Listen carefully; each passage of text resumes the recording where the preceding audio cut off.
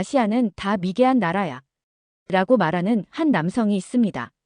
평생 아시아를 다 거기인 동양의 나라들이라 깎아내리며 살아온 그는 한국에 대해선 관심조차 없었죠. 그런데 딸이 BTS에 빠지고 한국 드라마와 음식을 들먹이더니 급기야 한국 여행을 가겠다고 선언했습니다. 그런 나라를 대체 왜 가? 라며 비웃던 그는 결국 딸의 고집에 끌려 한국 땅을 밟게 됩니다. 하지만 단 일주일 만에 그의 오만한 자존심은 처참히 짓밟혔습니다. 공항부터 음식, 거리 풍경까지 모든 것이 그를 충격과 질투, 그리고 망연자실하게 만들었죠. 도대체 한국이 뭐길래 그의 세상이 완전히 뒤집혔을까요? 오늘 사연 바로 시작하겠습니다. 안녕하세요.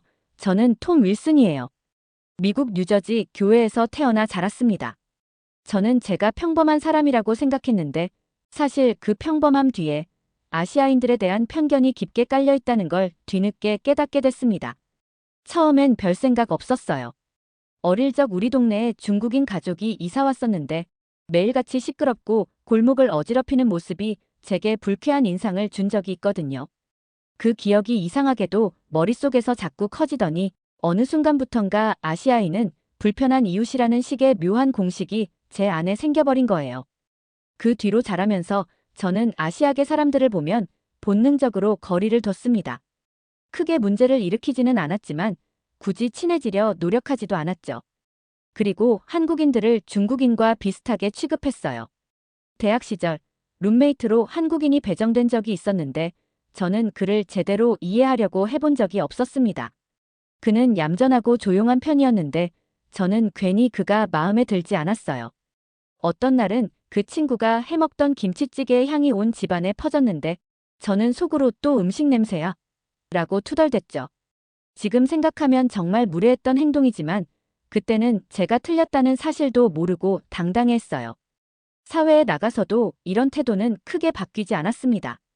회사에서 만난 아시아계 동료들에게 최소한의 예의는 지키면서도 막상 그들과 대화하거나 식사를 하는 건 피했어요. 아시아인 동료들이 뭐라고 얘기를 해도 그냥 중국인들이랑 비슷하겠지라며 넘기거나 한국이 별거 있는 나라야 라고 속으로 무시하기도 했습니다. 그리고 미국이 세계에서 가장 훌륭한 나라라는 믿음에 제가 사로잡혀 있었다는 걸 그땐 전혀 몰랐죠. 그렇게 별탈 없이 지내던 어느 날 제 딸 사라가 갑자기 저를 충격에 빠뜨렸습니다. 아빠, 저 요즘 BTS라는 한국 아이돌 그룹을 좋아해요. 처음엔 BTS가 뭔지 몰랐습니다. 저는 아이돌, 뭐 어린애들이 잠깐 반짝 좋아하다 말겠지라며 대수롭지 않게 넘겼어요. 그런데 사라는 거기서 멈추지 않았습니다. 한국 드라마와 영화, 심지어 한국 음식까지 적극적으로 찾아다니면서 한국에 대한 호감을 숨김없이 드러냈어요. 저는 당황했어요. 한국이면 중국이랑 별반 다를 것도 없을 텐데 뭐가 좋다고 저렇게 열광하는 걸까? 라는 의문이 제 머릿속에 맴돌았습니다.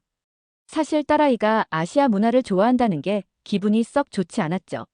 저는 이게 단순히 내 취향이 아니다라는 정도의 문제가 아니라 마음 어딘가에서부터 거부감이 올라오는 걸 느꼈어요.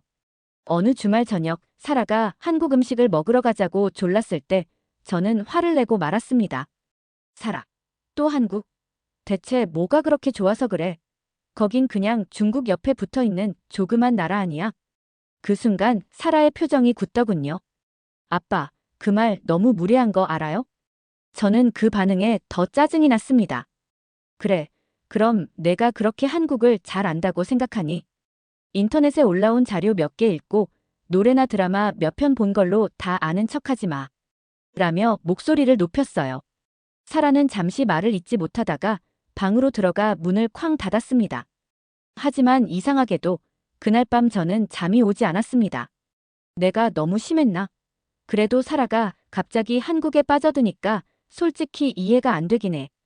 이런 생각이 꼬리에 꼬리를 물었습니다. 며칠 후 집안 분위기는 여전히 싸늘했지만 사라는 끊임없이 한국 관련 기사와 영상을 찾아보며 혼자 신이 나 있었습니다. 저는 그런 모습을 보면서 아내에게 투덜댔어요.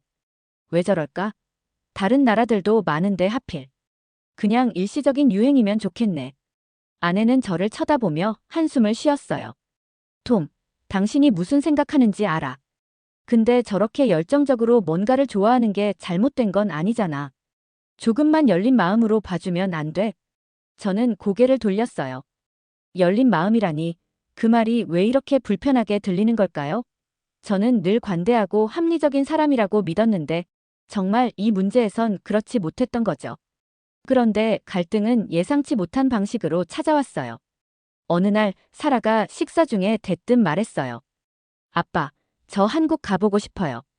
그동안 모아놓은 돈으로 이번 방학 때 한국 여행 가볼래요. 저는 그 소리에 밥숟가락을 떨어뜨릴 뻔했습니다. 갑자기 한국이라니, 너 혼자서는 위험해. 게다가 돈도 많이 들 거고. 굳이 거길 왜 가? 제 목소리가 조금 컸는지 사라는 눈살을 살짝 찌푸렸습니다. 위험하긴 뭐가 위험해요. 그리고 전부터 저 한국 문화에 관심 많았잖아요. 아빠가 맨날 무시했을 뿐이죠. 순간 저도 모르게 욱했어요. 무시? 아니, 내가 뭘 무시했단 거야? 그냥 내가 아시아는 다 비슷하다고 말했을 뿐이지. 그 말에 사라는 화가 치민 듯 입술을 꾹 다물더니 방으로 들어가 버렸습니다. 아내가 제 어깨를 살짝 두드리며 좀 부드럽게 얘기하지 그랬냐라고 했지만 저는 이미 기분이 나빠진 상태였어요. 그 후 며칠 동안 집안 공기가 아주 싸늘해졌습니다. 사라는 학교에서 돌아오면 방에 틀어박혀서 한국 드라마를 보거나 유튜브로 한국 아이돌 영상을 시청하곤 했어요. 가끔 복도를 지날 때 문틈으로 들려오는 음악 소리에 귀를 기울여 보면 낯선 한국어 가사가 들려왔습니다. 그러던 어느 날 사라가 조심스럽게 다가와 말했어요. 아빠, 주말에 한국 음식 먹으러 같이 갈래요? 제가 맛집 알아놨는데. 솔직히 그 말에 조금 흔들렸어요. 한국 음식이라면 김치 이런 것밖에 모르는데 혹시 또 이상한 냄새 나는 거 아니야? 이런 편견 어린 생각이 들었지만 며칠간 말도 안 하던 사라가 저를 직접 초대해 준 게 기뻐서 못 이기는 척 오케이를 했습니다. 주말이 되어 도착한 곳은 지역에서 꽤 유명하다는 한국 식당이었어요. 사라는 신이 난 듯 메뉴판을 가리켰습니다. 아빠, 여기 비빔밥이랑 불고기가 유명하대요. 그리고 된장찌개도 먹어봐요. 한국 전통 음식이라는데 몸에도 엄청 좋다더라고요. 곧이어 나온 비빔밥은 생각보다 색감이 아름다웠습니다. 각종 채소와 고기가 밥 위에 올려져 있었고 붉은 고추장과 고소한 참기름이 곁들여져 있더군요. 한 입 떠먹었더니 감탄이 절로 나왔어요. 된장찌개는 조금 이상한 냄새가 났는데 의외로 담백하고 맛있어서 놀랐습니다. 아빠, 어때요? 좀 맛있죠?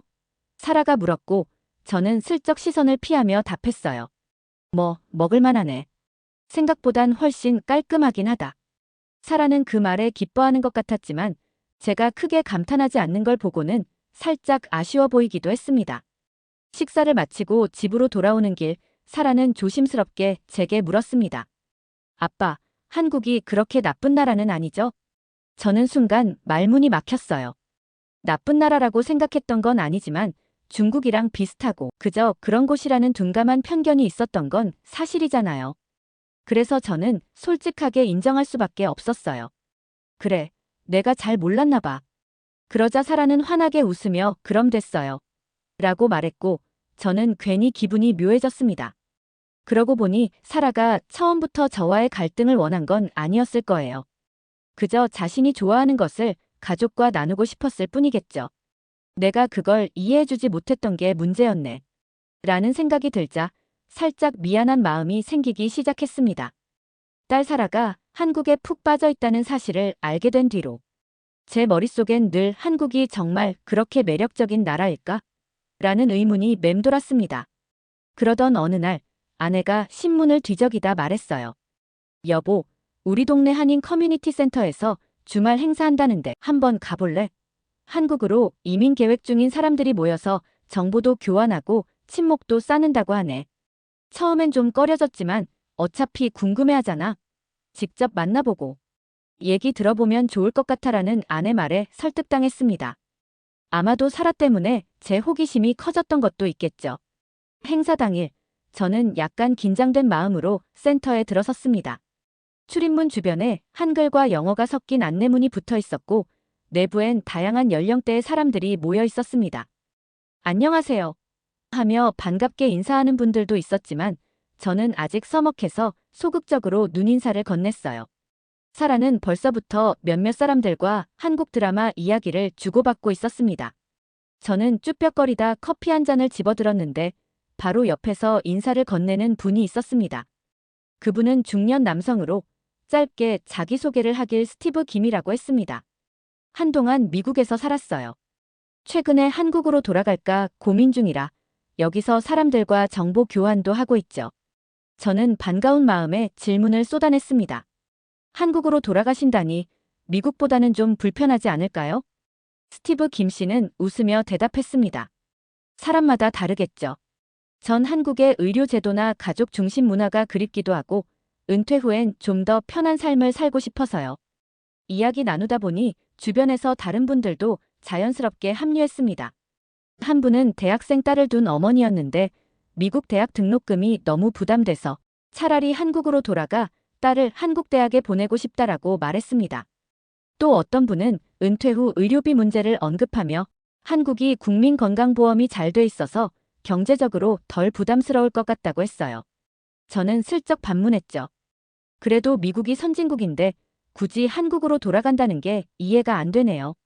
여긴 기회가 많잖아요. 그랬더니 옆에서 듣던 어머니가 피식 웃으며 모두들 상황이 다르죠. 저 같은 사람은 가족이랑 가까이 지내고 싶은 마음이 커요. 한국이 요즘 많이 발전했기도 하고요. 특히 IT 인프라나 병원 가는 절차가 훨씬 편해졌다고 하더라고요 라고 답했습니다. 평소 제게 당연해 보였던 미국의 이점이 어떤 사람들에겐 딱히 매력적이지 않을 수 있고 오히려 한국에서 더 편안함이나 안전함을 느낄 수도 있다는 사실이 신선했습니다. 제가 막연히 믿고 있던 미국이 최고라는 사고방식이 흔들리는 기분이었죠. 실리콘밸리에서 일하다 한국 스타트업으로 이직하려고 준비한다는 젊은 엔지니어도 만났는데 그는 한국이 이제 글로벌 무대에서 인정받는 시장이 됐으니 오히려 커리어를 한국에서 더 키우고 싶다라고 말했습니다. 이야기를 나눌수록 미국보다 한국의 생활이 더 자신의 가치관에 맞다고 생각하는 사람들이 의외로 많았습니다. 결국 저는 사라와 함께 한국 여행을 같이 하기로 결심했습니다. 혼자 먼 곳으로 여행을 보내기엔 위험하다는 핑계였지만 사실 한인 커뮤니티 이후 한국이 궁금해졌어요. 그리고 한국의 어떤 것이 제 딸을 그렇게 푹 빠지게 만들었는지 직접 경험해보고 싶다는 생각도 들었죠. 인천공항에 도착했을 때 깜짝 놀랐습니다. 공항 내부는 청결함과 조직적인 질서로 가득했고 직원들도 마치 오랜 벗을 맞이하듯 반갑게 안내해줬어요. 미국의 대표 국제공항보다도 더 효율적인데? 라는 생각이 스쳐 지나갔습니다. 사라는 이 광경이 신기한지 두리번거리며 웃었고 저는 괜히 자존심이 살짝 상했어요. 짐을 찾는 과정도 굉장히 빠르고 간편했어요. 오늘은 특별히 빠른 거겠지? 라고 넘어가려 했지만 짐 찾는 데 걸린 시간이 10분도 안 됐을 때는 조금 당황했습니다. 공항에서 시내로 나가는 교통편도 다양해서 택시부터 공항철도까지 선택지가 많았습니다. 사라는 환하게 웃으며 아빠, 우리 지하철 타면 어때요? 한국 지하철이 엄청 편하대요. 라고 말했습니다. 그 말에 저는 살짝 망설였어요. 미국에서도 지하철은 복잡하고 지저분하잖아. 여기도 별반 다를까? 라는 선입견을 떨칠 수 없었거든요. 그래도 사라가 워낙 기대에 부푼 얼굴이어서 결국 공항철을 타기로 했습니다. 승강장으로 내려가니 깔끔한 플랫폼과 시원한 에어컨 바람. 한눈에 들어오는 역 안내 표지판이 저를 맞이했어요. 영어, 한국어, 중국어, 일본어까지 4가지 언어로 안내가 되어 있어서 외국인인 저도 전혀 어렵지 않게 원하는 열차를 골라 탈 수 있었습니다. 저는 조금 의아함을 느꼈어요.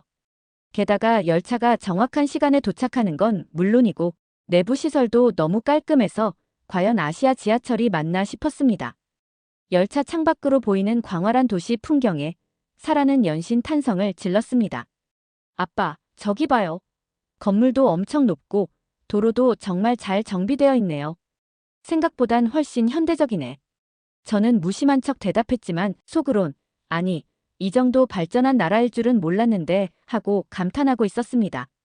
서울역에 도착해 숙소로 가기 전 사라는 잠시 주변을 둘러보고 싶다고 했습니다.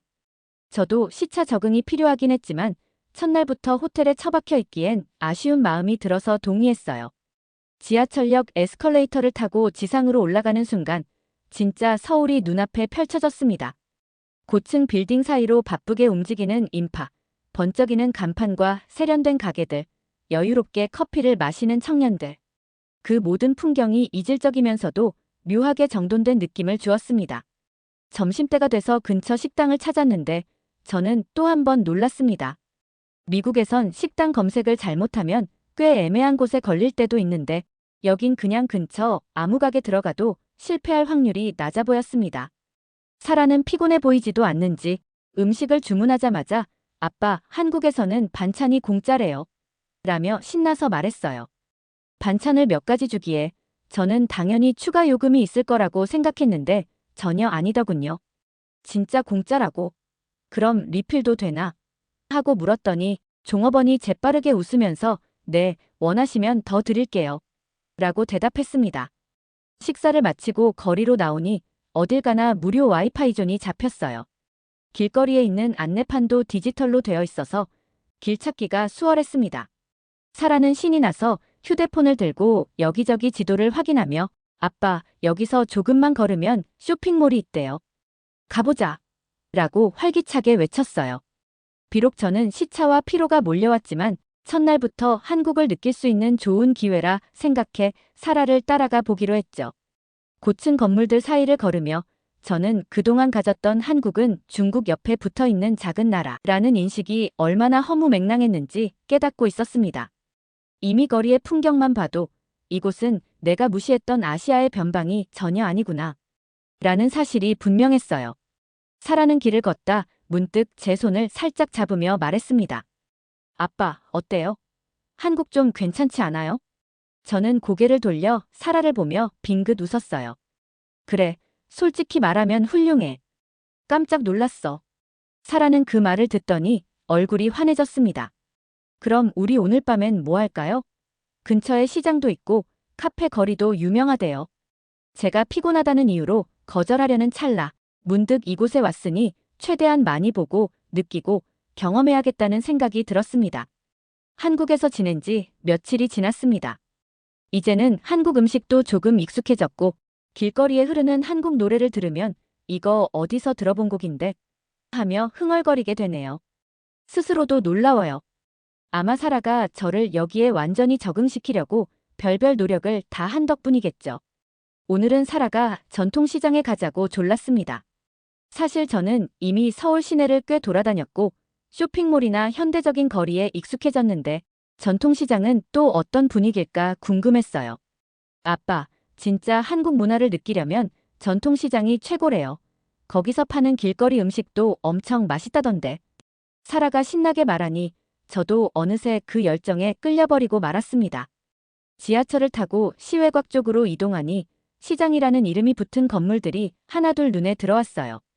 역을 나서자마자 코끝을 자극하는 고소한 기름 냄새, 그리고 활기찬 상인들의 목소리가 우리를 맞이했습니다.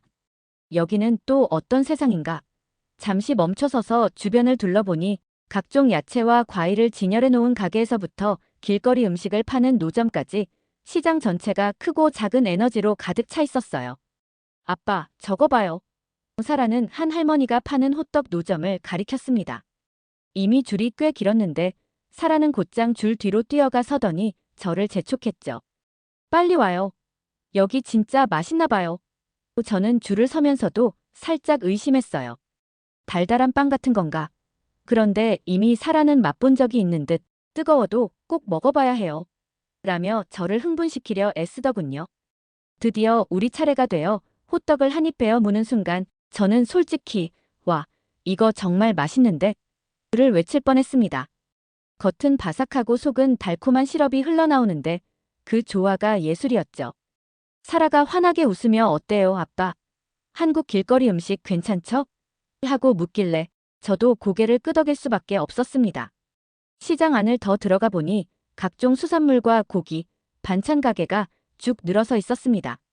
상인들은 서로 경쟁하듯 손님을 끌었지만 동시에 유쾌한 농담과 웃음이 오가는 모습이 인상적이었어요. 사장님, 이거 싸게 해줘요. 라며 흥정하는 모습도 신기했는데 저런 문화가 한국만의 묘미인가 싶었습니다. 그러다가 사라가 오래된 식당 골목 쪽으로 저를 끌고 갔어요. 아빠, 여기서 한정식 먹어요.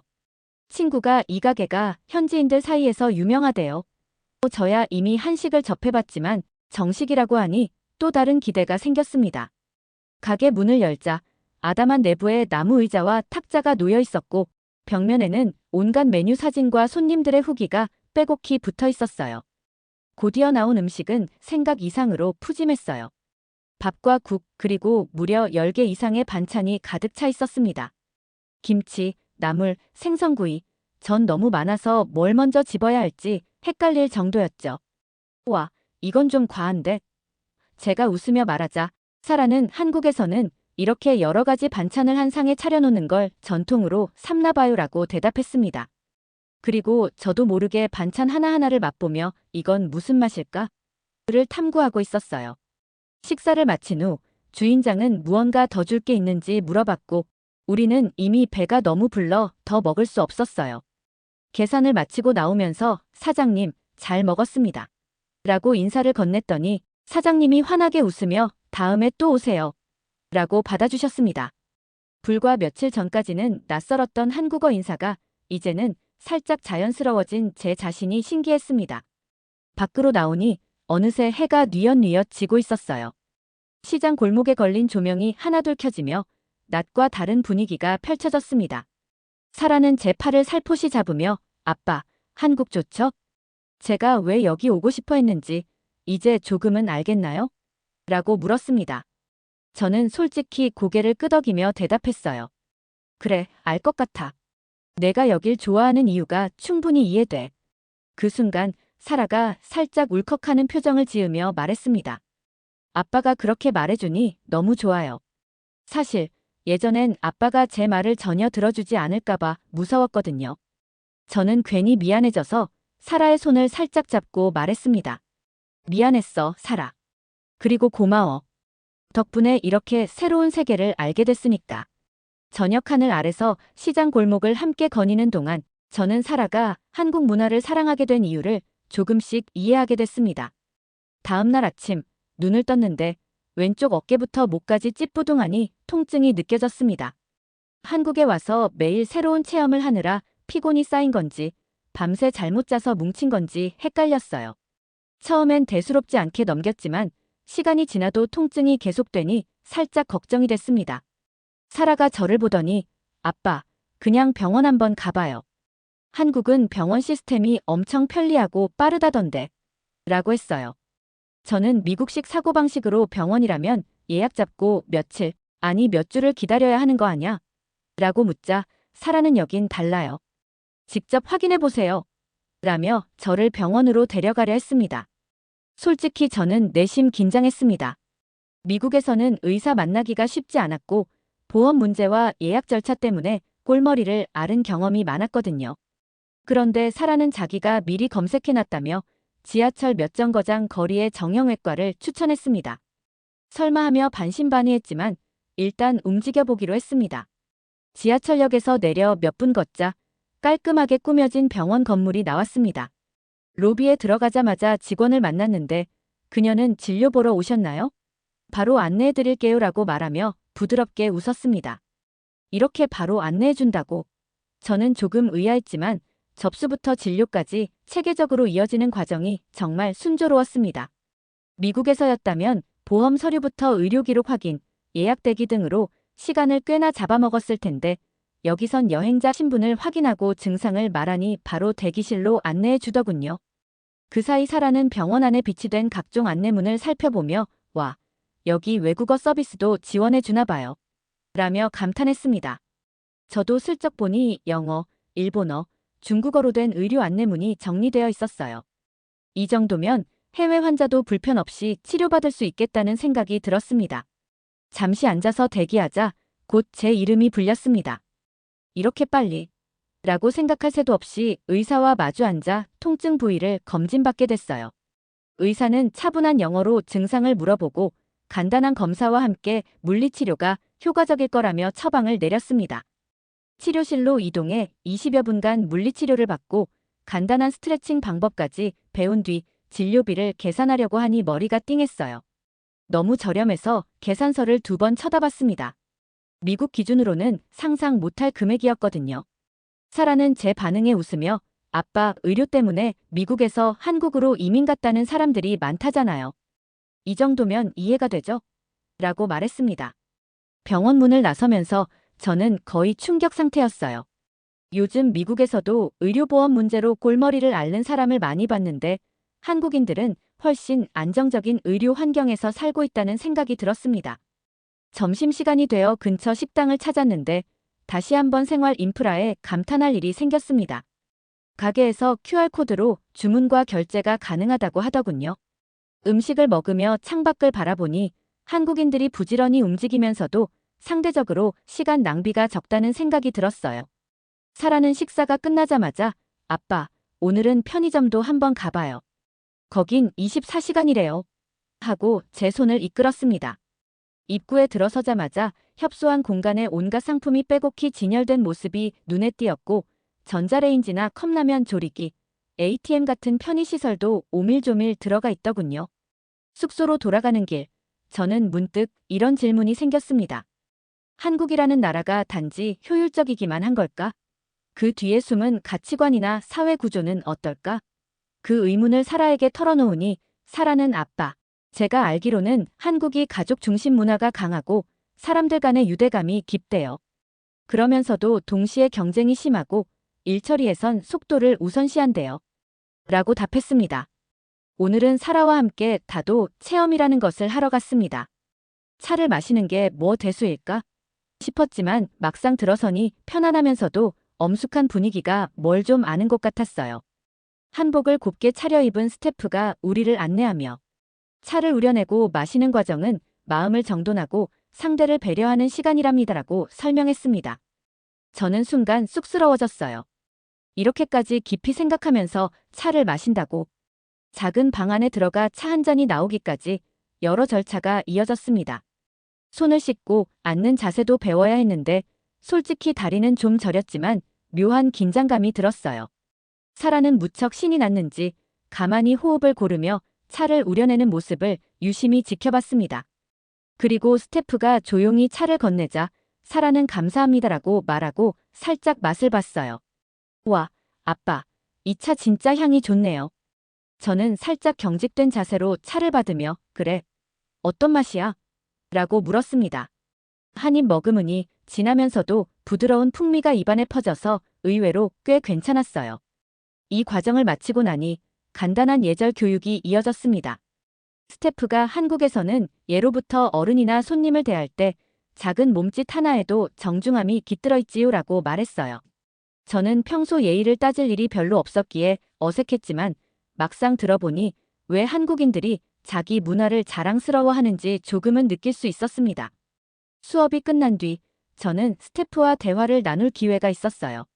미국에서 오셨다고 했죠? 한국 체험은 어떠셨나요? 그녀가 물어보자 저는 솔직히 답했습니다.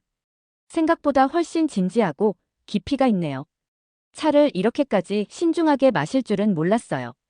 그녀는 밝게 웃으며 한국인들은 차 한 잔에도 마음을 담는 편이에요. 예의를 다하는 게 서로를 존중하는 방법이라고 생각합니다라고 말했습니다. 숙소로 돌아와 창밖을 바라보며 저는 깊은 생각에 잠겼습니다.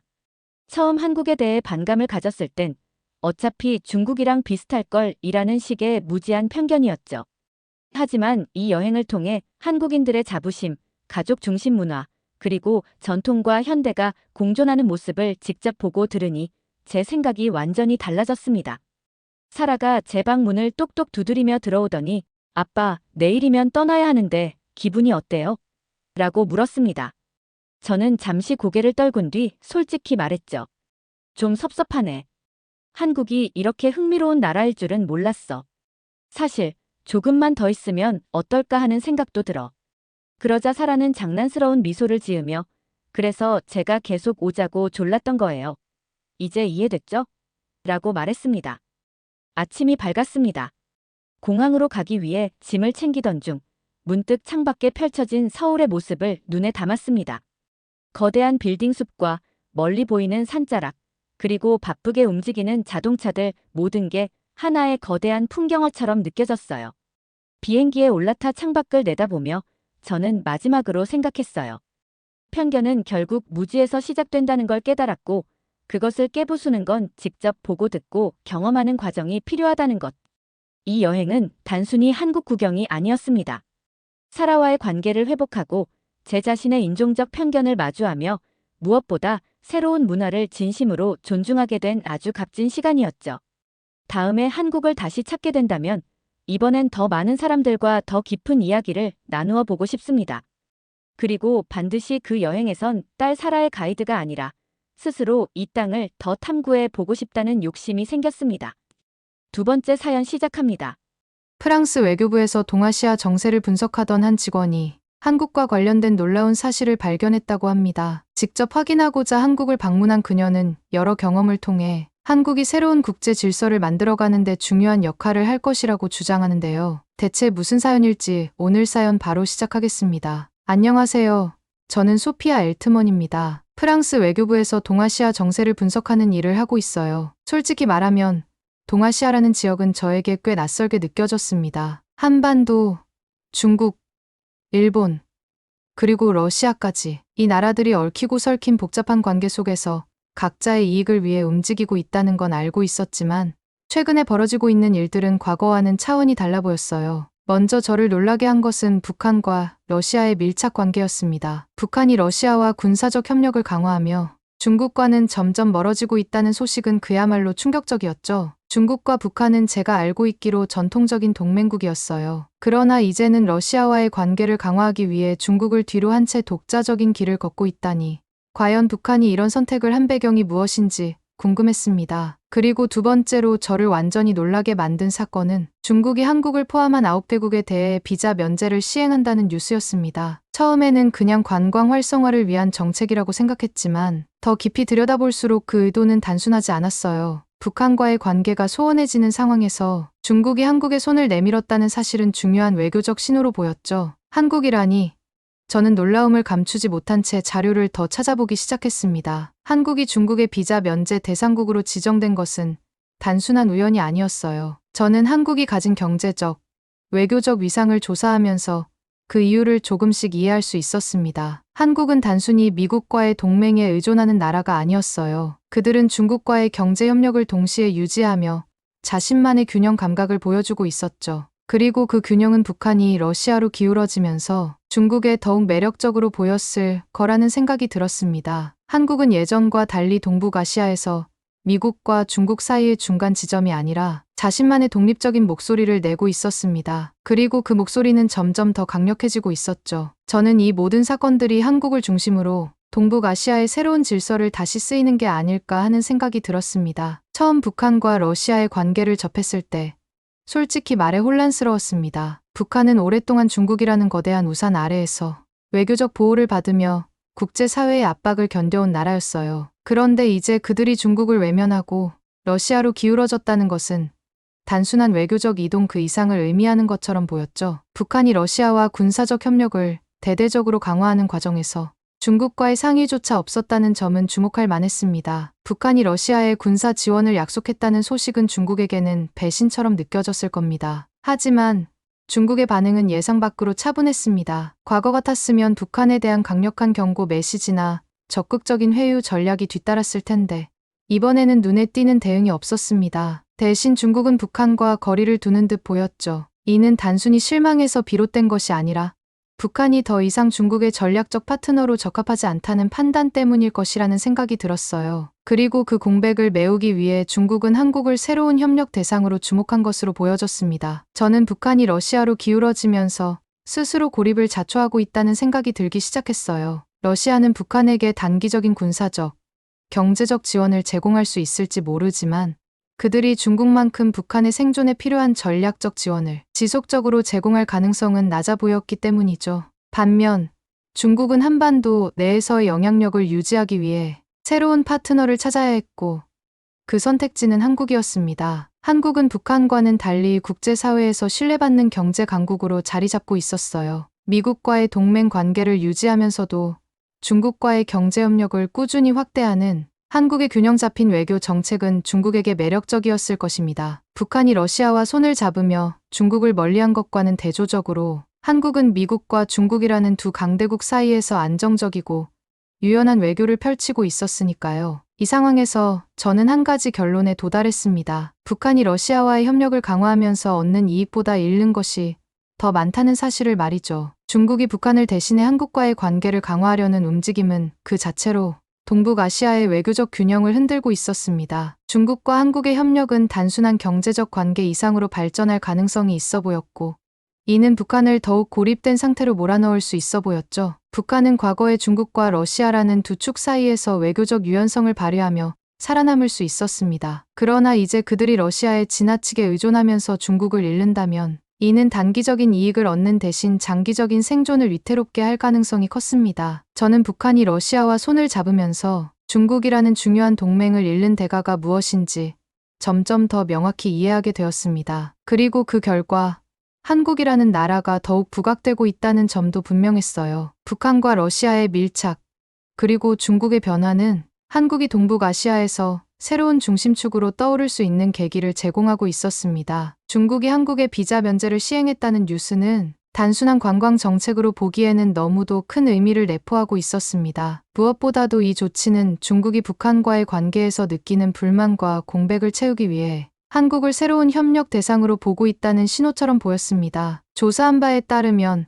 한국의 경제적 위상이 중국에 매력적으로 다가왔을 가능성이 가장 컸습니다. 한국은 반도체, 배터리, 디스플레이 기술 등 첨단 산업에서 세계적인 위치를 차지하고 있죠. 반도체는 특히 미국과 중국 사이의 기술 패권 다툼에서 핵심적인 역할을 하고 있습니다. 미국은 반도체 공급망을 재편하며 중국을 배제하려 하고 있고, 중국은 자국 내 반도체 자급률을 높이기 위해 안간힘을 쓰고 있지만 그 과정에서 한국의 기술력과 제품 의존도를 완전히 없애지 못하고 있었습니다. 한국은 이 상황에서 두 강대국 사이에서 중요한 역할을 하고 있었습니다. 미국과는 긴밀한 기술 협력을 유지하면서도 중국과의 경제적 관계를 놓지 않는 균형 잡힌 태도를 보여주고 있었죠. 이러한 한국의 유연성과 독립성은 중국 입장에서 매우 매력적으로 보였을 겁니다. 북한이 러시아와의 관계를 강화하며 중국을 멀리한 것과는 달리 한국은 양국 모두와 실질적인 관계를 유지하고 있었기 때문입니다. 더 나아가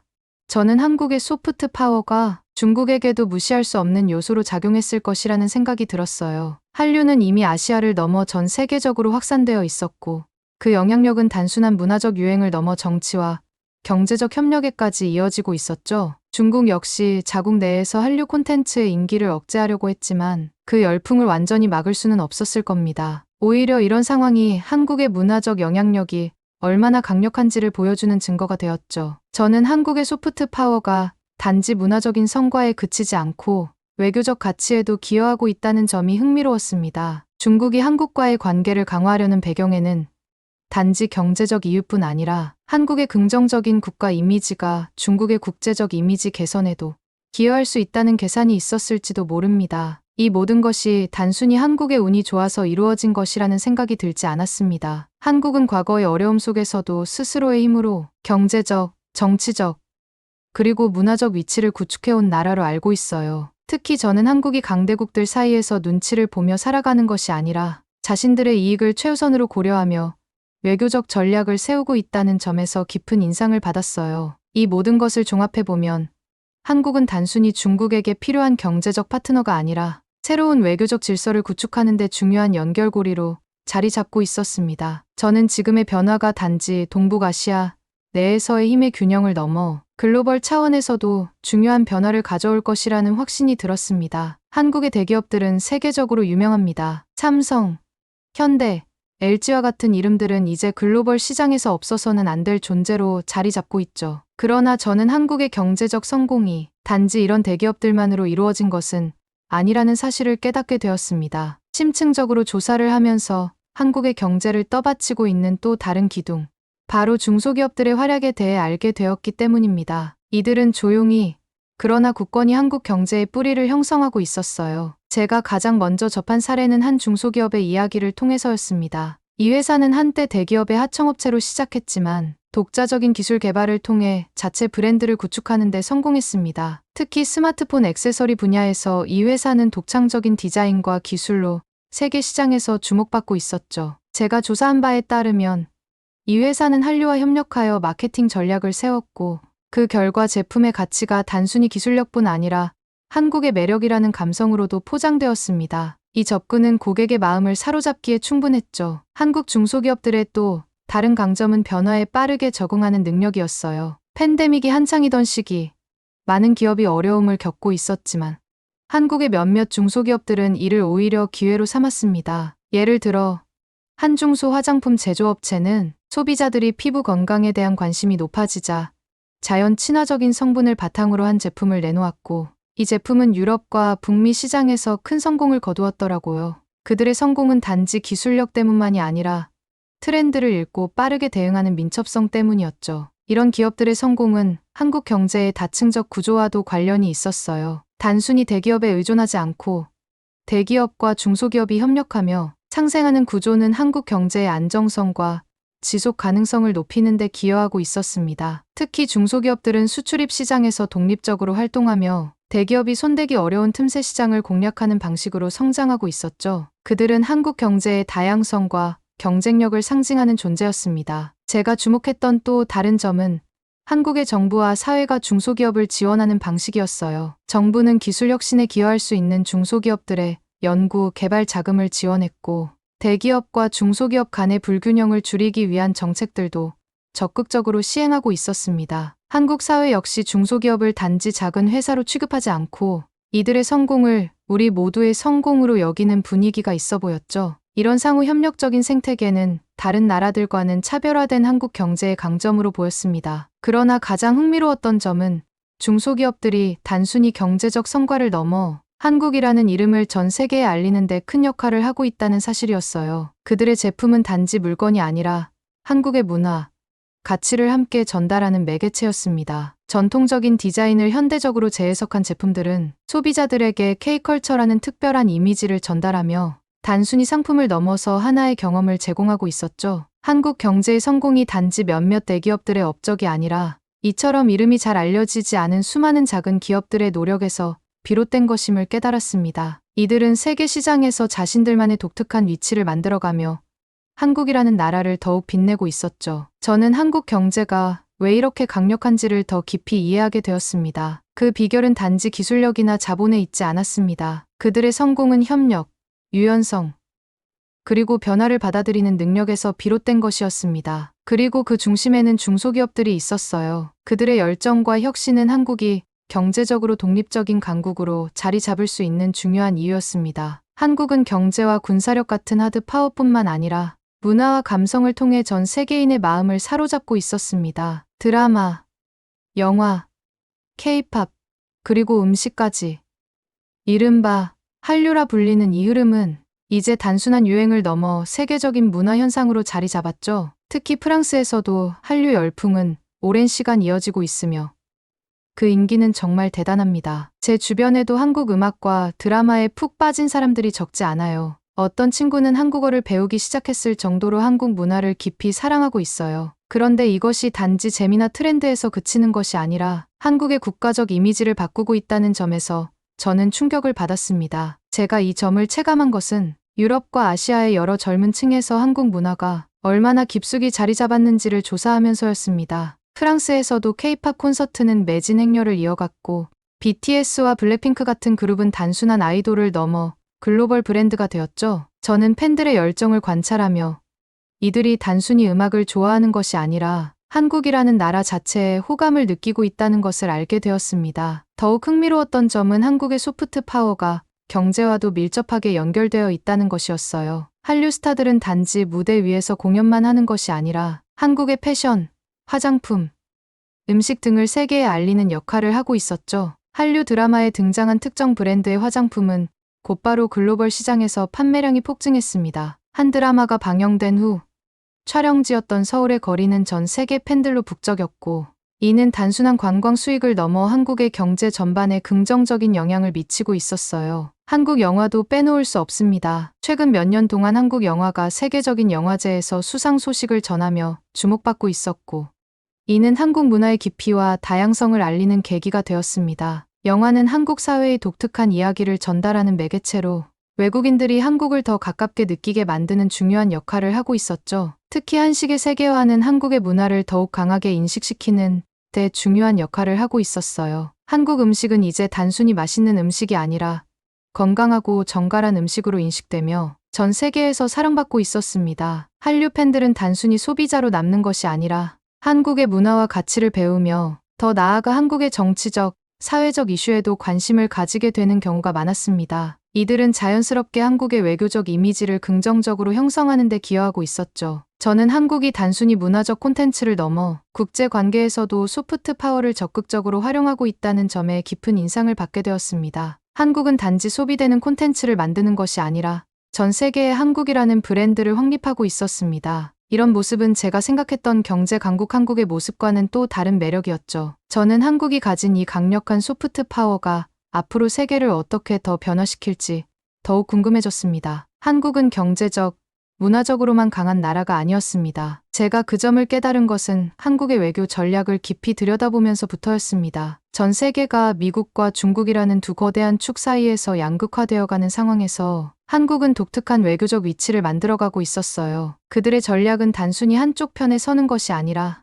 두 강대국 사이에서 실리를 챙기며 독립적인 노선을 유지하는 것이었죠. 미국과 중국은 한국에게 각각 다른 방식으로 중요한 나라들입니다. 미국은 오랜 군사 동맹국이자 한국전쟁 이후 한국의 안보를 책임져온 핵심 파트너죠. 반면 중국은 한국의 최대 교역국으로 경제적으로 없어서는 안 될 존재입니다. 이러한 상반된 이해관계 속에서 한국은 자신만의 길을 만들어가고 있었어요. 그들은 미국과의 군사적 동맹을 굳건히 유지하면서도 중국과의 경제적 관계도 포기하지 않았습니다. 가장 인상 깊었던 것은 한국이 강대국들 사이에서 균형을 유지하면서도 자국의 입장을 확실히 지키고 있다는 점이었어요. 최근 미국이 반도체 공급망 재편을 추진하며 한국 기업들에게 중국과의 협력을 줄일 것을 압박했을 때 한국은 양측의 입장을 모두 고려하며 전략적으로 대응하고 있었죠. 한국 정부와 기업들은 미국과 협력하되 중국 시장도 놓치지 않으려는 신중한 태도를 보였고, 이는 결과적으로 한국이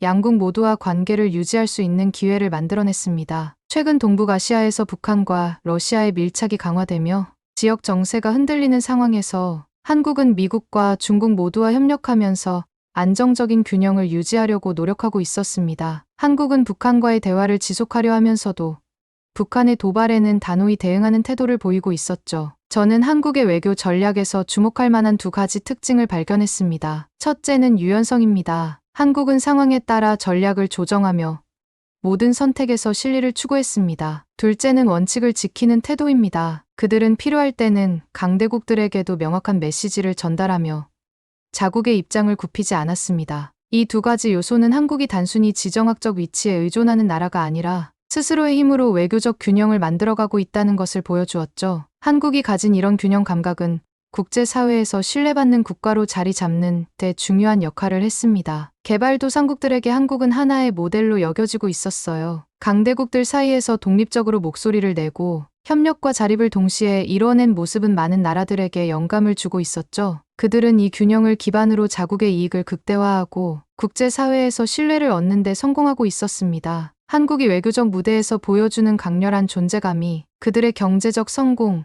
문화적 영향력과 맞물려 더욱 강력한 국가로 만들어주고 있다는 사실을 깨달았습니다. 분석과 자료 수집을 통해 한국이라는 나라를 더 깊이 알게 되었지만 알아갈수록 이 나라가 가진 매력에 점점 더 끌렸습니다. 특히 몇십 년 만에 급속도로 성장해 세계 손꼽히는 강대국이 된 비결이 궁금해졌습니다. 결국 고민 끝에 저는 직접 한국을 방문하기로 결심했습니다. 인천공항에 내리며 이 나라에 대한 첫인상은 단순하면서도 강렬했습니다. 공항의 효율성과 현대적 디자인은 이미 한국의 정체성을 드러내는 듯했어요. 서울에 도착하자마자 도시의 풍경은 제가 상상했던 것보다 훨씬 더 역동적이었어요. 초고층 빌딩들이 하늘을 찌를 듯 서 있는 한편 고궁과 한옥 마을이 도시 곳곳에 자리 잡고 있었죠. 인터넷에서 사진이나 영상으로 보던 것과는 차원이 달랐어요. 특히 현대와 전통이 이렇게 자연스럽게 어우러질 수 있다는 사실이 정말 놀라웠습니다. 경복궁을 둘러본 후 바로 옆 광화문 광장으로 이어지는 풍경은 한국이 과거와 현재를 얼마나 조화롭게 담아내고 있는지를 보여주고 있었죠. 저는 서울뿐 아니라 다른 지역도 방문했습니다. 경주는 전통적인 한국의 미를 간직한 도시였고,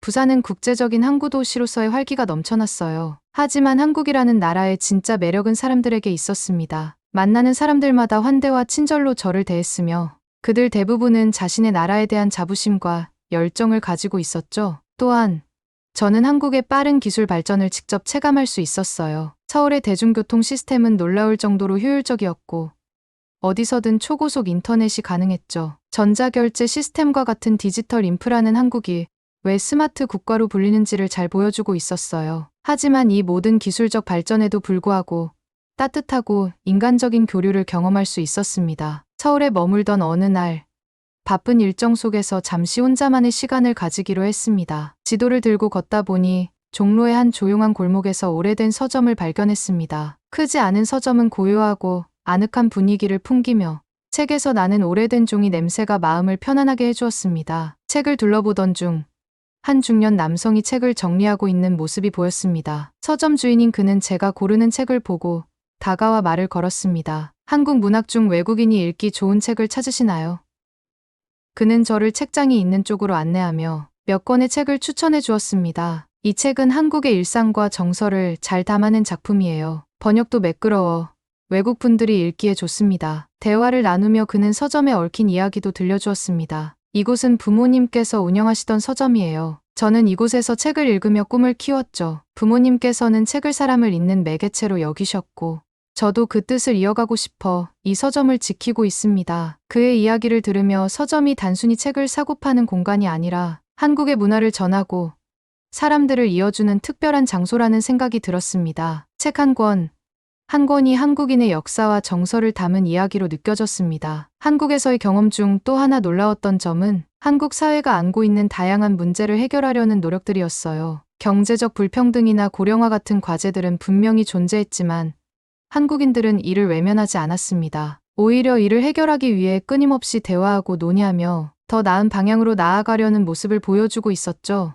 이러한 문제를 직면하면서도 포기하지 않는 태도는 우리나라도 배웠으면 좋겠다는 생각이 들었습니다. 한국에서의 일정이 끝나갈 무렵, 저는 한국 현대사를 연구하는 한 학자를 만날 기회가 있었습니다. 그는 국제관계와 경제사를 아우르는 전문가로 이번 방문에 가장 의미 있는 일정 중 하나였어요. 그는 저를 연구실로 초대하며 따뜻하게 맞아주었고 차 한 잔을 건네며 이야기를 시작했습니다. 한국이라는 나라가 어떻게 이렇게 짧은 시간 안에 성장할 수 있었는지 궁금해하시는 분들이 많습니다. 사실 한국의 발전은 단순히 경제 정책이나 기술 혁신 때문만은 아닙니다. 그 뒤에는 사람들이 가진 특별한 정신이 있죠. 그의 말은 대화의 문을 열어주는 열쇠 같았습니다. 그는 6.25 전쟁 직후의 한국 상황을 설명하며 그 시기를 모든 것이 무너졌던 시간이라고 표현했습니다. 서울은 거의 폐허 상태였고 전 국민이 극심한 가난 속에서 살아갔습니다. 하지만 그때 한국인들은 포기하지 않았습니다. 서로 도우며 어떻게든 살아남으려고 애썼습니다. 그 시절의 경험이 한국인들에게 강한 회복력을 심어준 것이죠. 그는 또한 경제 성장기의 이야기도 들려주었습니다. 1960년대와 70년대에는 한강의 기적이라고 불릴 만큼 빠른 경제 성장을 이뤘습니다. 하지만 그 성공 뒤에는 단순히 정책이나 외부 자본만 있었던 것이 아닙니다. 국민들이 가진 근면함과 교육에 대한 열망, 그리고 미래를 향한 집념이 큰 역할을 했습니다. 그의 이야기를 들으며 저는 단순히 자료를 통해 알던 한국의 모습과는 전혀 다른 차원의 이야기를 느낄 수 있었습니다. 그는 마지막으로 한국이 가진 문화적 힘에 대해서도 강조했어요. 한국의 문화와 공동체 정신은 단순히 전통적인 것이 아닙니다. 현대적 성장 속에서도 사람들이 서로를 지탱하고 돕는 방식이죠. 이런 정신이 한국을 지금의 위치로 이끈 중요한 원동력입니다. 그날의 대화는 제게 깊은 인상을 남겼습니다. 다음 날, 저는 남산에 올라 서울의 전경을 내려다보았습니다. 고층 빌딩과 아파트가 촘촘히 들어선 풍경 너머로 한강이 유유히 흐르고 있었죠. 도시를 바라보며 어제 만난 학자가 했던 말이 다시 마음속에 떠올랐습니다. 한국이 가진 진짜 힘은 국민들의 정신에 있습니다. 과거의 아픔을 극복하고 더 나은 미래를 위해 끊임없이 노력하는 열정. 그것이 바로 이 나라를 오늘날의 위치로 만든 원동력입니다. 한국의 진짜 힘은 과거의 상처를 딛고 일어나 다시 도전하고 더 나은 미래를 향해 나아가려는 회복력과 열정이었습니다. 프랑스로 돌아온 후 저는 이번 여정을 되새겨 보았습니다. 서울의 화려한 야경, 경주의 고즈넉한 풍경, 그리고 부산항의 활기가 떠올랐습니다. 그러나 무엇보다도 제 마음속에 가장 깊이 남은 것은 한국인들의 정신과 의지였습니다. 그들은 과거의 아픔을 극복하고 현재에 안주하지 않으며 끊임없이 더 나은 미래를 향해 나아가고 있었습니다. 이러한 정신이야말로 한국을 오늘날의 위치로 이끈 원동력이었습니다. 몇십 년 만에 경제적, 문화적으로 세계를 선도하는 강대국으로 성장할 수 있었던 이유도 바로 이들의 회복력과 열정 덕분이라고 느꼈습니다. 더 나아가 한국은 단지 경제적 강국이나 문화적 중심지에 머무르지 않고 동북아시아의 새로운 중심축으로 떠오르고 있었습니다. 북한이 러시아와 가까워지고 중국과의 관계가 흔들리는 상황에서 한국은 경제적 안정과 외교적 균형을 통해 새로운 국제 질서를 만들어가는 데 중요한 역할을 할 가능성을 보여주고 있었습니다. 한국은 단순히 강대국들 사이에서 조정자 역할을 하는 것을 넘어 스스로 독립적이고 균형 잡힌 외교 전략을 통해 새로운 길을 개척하고 있었습니다. 이번 여정은 그 가능성을 확인하고 한국이라는 나라가 가진 진정한 힘을 깨닫는 소중한 시간이었습니다. 한국에서의 시간 동안 느꼈던 모든 감동과 배움을 간직하며 다시 방문할 날을 고대하겠습니다. 오늘 사연이 재미있으셨다면 구독과 좋아요, 알림 설정까지 부탁드립니다. 더 재미있는 사연으로 돌아오겠습니다. 이상 감동 탐험이었습니다.